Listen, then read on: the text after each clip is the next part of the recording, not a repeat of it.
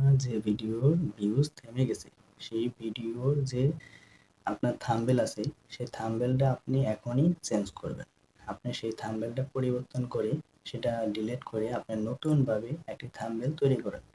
সেই থাম্বনেলের উপরে আপনি স্পষ্টভাবে ক্লিয়ারভাবে আপনার ভিডিওর মূল বক্তব্য অনুসারে কিছু সেখানে ওয়ার্ড লিখবেন।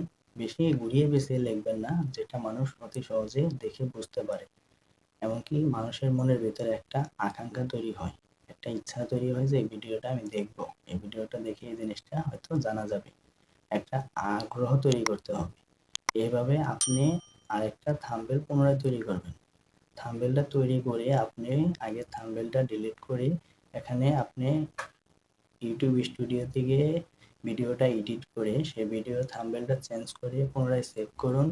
10 থেকে 12 ঘন্টা ওয়েট করেন।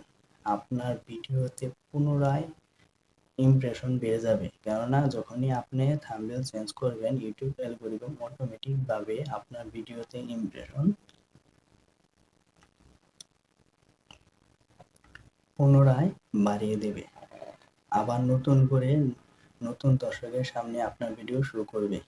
এতে করে কি হবে, যে থাম্বনেলটা দেখে আপনার ভিডিওতে ভিউজ আসতো না, সেই একই টপিকের ভিডিওতে যখন আপনি থাম্বনেলটা চেঞ্জ করছেন তখন কিন্তু মানুষ জানতেছে না যে এটাই সেই ভিডিও, তখন কিন্তু আবার ইমপ্রেশন বাড়িয়ে দিচ্ছে। এতে করে কিন্তু আপনার ভিডিওতে ভিউজ আবার নতুনভাবে কাউন্ট হবে।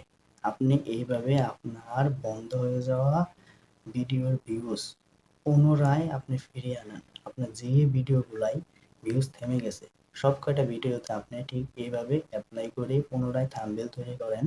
এতে করে আপনার ভিডিওতে ভিউজ পুনরায় যোগ হবে, ইউটিউব আপনাকে পুনরায় ভিউজ দিবে।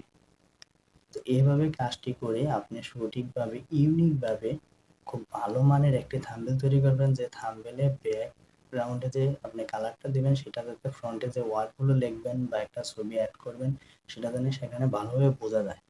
কারণ সঠিকভাবে যদি বোঝা না যায় তাহলে কিন্তু সেটা পাবলিক সহজে দেখবে না। অতএব সেটা আকর্ষিতভাবে তৈরি করে আপনি সেট করেন, আপনার ভিডিওতে ভিউজ পুনরায় ফিরিয়ে আনুন। শুধু একটি টেকনিক কাজে লাগান, আপনার ভিডিওতে ভিউজ পুনরায় ফিরবে 100%। আপনি এই কাজটি করেন। তো ধন্যবাদ সবাইকে। তো যারা এখন আমার চ্যানেলটি সাবস্ক্রাইব করেননি অবশ্যই সাবস্ক্রাইব করে আমার পাশে থাকবেন, আর যারা সাবস্ক্রাইব করেছেন অলরেডি তাদেরকে সবাইকে ধন্যবাদ। আসসালামু আলাইকুম।